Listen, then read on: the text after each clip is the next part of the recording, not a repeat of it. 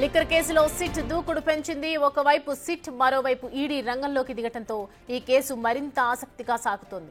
SIT ఇప్పటికే 7గురిని arrest చేసింది. త్వరలో జగన్ కు నోటీసులు ఇచ్చే అవకాశం ఉంది. స్కామ్ లో కింగ్ పిన్ ఎవరనేది లోతుగా విచారణ చేస్తేనే తేలుతుందని సిట్ భావిస్తోంది. మాజీ సీఎం వ్యక్తిగత కార్యదర్శి కేఎన్ఆర్ కి సైతం నోటీసులు ఇచ్చి విచారణకు పిలిచే అవకాశం ఉన్నట్లుగా తెలుస్తోంది. సుప్రీంకోర్టు ఆదేశం ప్రకారం 20 రోజుల్లో మిథున్ రెడ్డి బెయిల్పై హైకోర్టు నిర్ణయం తీసుకోనుంది. దాంతో నిందితుల సంఖ్య పెరిగే అవకాశం లేకపోలేదు.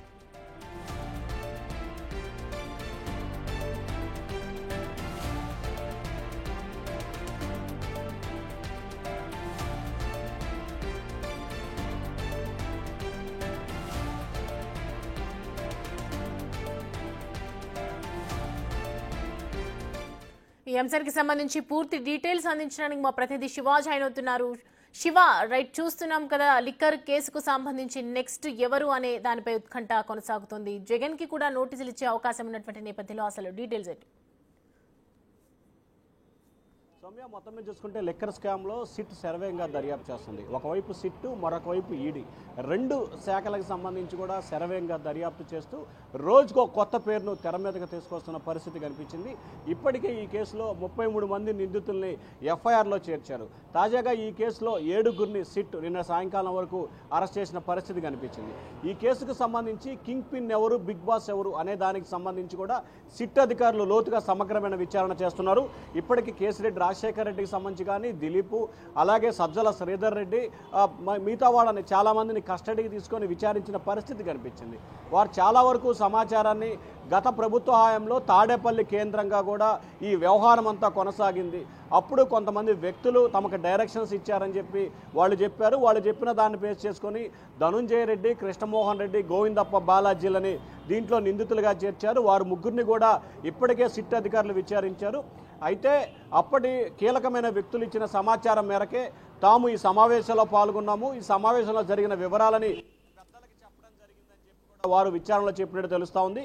అయితే ఈ కేసుకు సంబంధించి మాజీ ముఖ్యమంత్రి జగన్మోహన్ రెడ్డి వ్యక్తిగత కార్యదర్శి కేఎన్ఆర్ నివాసంలో ఇప్పటికే ఒకసారి పోలీసులు సోదాలు చేశారు. అలాగే ఈ వ్యవహారానికి సంబంధించి అంటే మాజీ సీఎం జగన్ పాల్గొన్న ప్రతి సమావేశంలో కూడా కేఎన్ఆర్ నోటీస్తోనే జరుగుతుంది. కాబట్టి కేఎన్ఆర్కి కూడా కొంత సమాచారం ఉందని భావిస్తూ ఆయన విచారణకి కేఎన్ఆర్కి కూడా నోటీసులు ఇచ్చి విచారణకు పిలవాలని చెప్పి సిట్ అధికారులు భావిస్తున్నారు. ఆ తర్వాత మాజీ సీఎం జగన్మోహన్ రెడ్డికి కూడా నోటీసులు ఇచ్చేందుకు సిట్ అధికారులు సిద్ధమవుతున్నారు. అయితే జగన్మోహన్ రెడ్డికి నోటీసులు ఇవ్వడానికి ముందు ఇవాళ ఎవరైతే ధనుంజయ రెడ్డి, కృష్ణమోహన్ రెడ్డి ఉన్నారో వీరిద్దరిని అరెస్ట్ చేశారు. రిమాండ్కి పంపించిన తర్వాత రేపు వారిని కస్టడీకి ఇవ్వాలని చెప్పి కోరే అవకాశం ఉంది.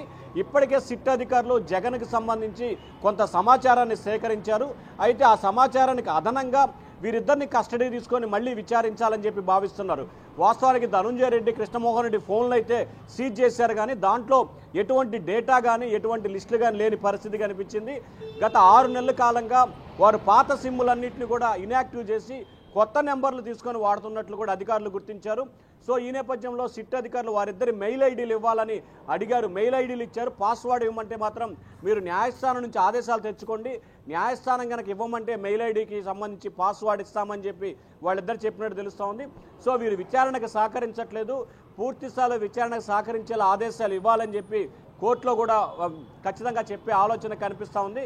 ఖచ్చితంగా ఆ మెయిల్ డేటా కనుక తీసుకున్నట్లయితే ఎవరెవరితో ఎప్పుడు మాట్లాడారు, వారి వద్ద ఉన్న డేటా ఏంటి, గూగుల్ టేక్ ఓవర్ ద్వారా ఎక్కడెక్కడ సమావేశాలు పాల్గొన్నారు, ఏ రోజు ఎవరెవరితో సమావేశమయ్యారు అనే సమాచారాన్ని సేకరించిన తర్వాత ఖచ్చితంగా ఈ నెల చివరి నాటికి మాజీ సీఎం జగన్మోహన్ రెడ్డికి కూడా లిక్కర్ స్కామ్కు సంబంధించి మీకు తెలిసిన సమాచారం, మీ వద్ద ఉన్న సమాచారాన్ని ఇవ్వాలని లేదా స్వయంగా విచారణకి సహకరించాలని చెప్పి కూడా నోటీసులు ఇచ్చే అవకాశాలు కనిపిస్తున్నాయి.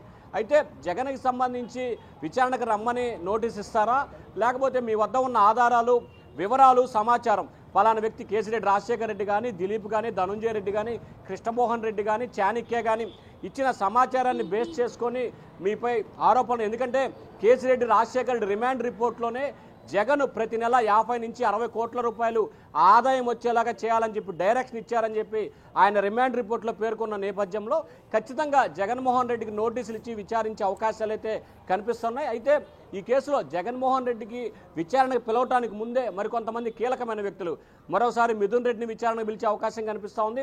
ఆ తర్వాత మాజీ ఎంపీ విజయసాయి రెడ్డిని కూడా విచారణ పిలిచే అవకాశం కనిపిస్తూ ఉంది. తాజాగా గోవిందప్పకి సంబంధించి శ్రీధర్ అనే వ్యక్తితో సత్సంబంధాలు కలిగి ఉన్నాయి.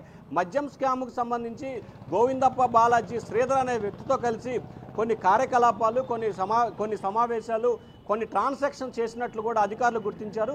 అసలు శ్రీధర్ ఎవరు, శ్రీధర్కి గోవిందప్పకి సంబంధం ఏంటి, అలాగే శ్రీధర్కి లిక్కర్ స్కామ్లో కీలకంగా వ్యక్తి వ్యవహరించిన కసిరెడ్డి రాజశేఖర రెడ్డికి సంబంధం ఏంటి అనే డేటాను కూడా అధికారులు లోతుగా విచారిస్తున్నారు. ఇప్పటికే గోవిందప్ప బాలాజీని కస్టడీకి ఇవ్వాలని పిటిషన్ వేశారు కాబట్టి ఆయన కస్టడీకి తీసుకున్న తర్వాత శ్రీధర్ గురించి కూడా వివరాలు సేకరించే అవకాశం కనిపిస్తూ ఉంది. Prasuna, Soumya. Right Shiva, thanks for the updates.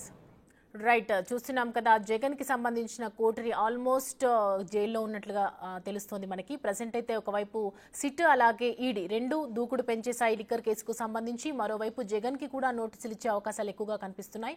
నోటీసులు ఇచ్చి విచారణకు పిలిచే అవకాశాలు ఉన్నటువంటి నేపథ్యంలో ఒకవైపు సుప్రీంకోర్టు ఆదేశం ప్రకారం 20 రోజుల్లో మిథున్ రెడ్డి బెయిల్పై హైకోర్టు నిర్ణయం తీసుకోనుంది. దాంతో నిందితుల సంఖ్య కూడా పెరిగే అవకాశం ఉన్నట్లుగా తెలుస్తోంది.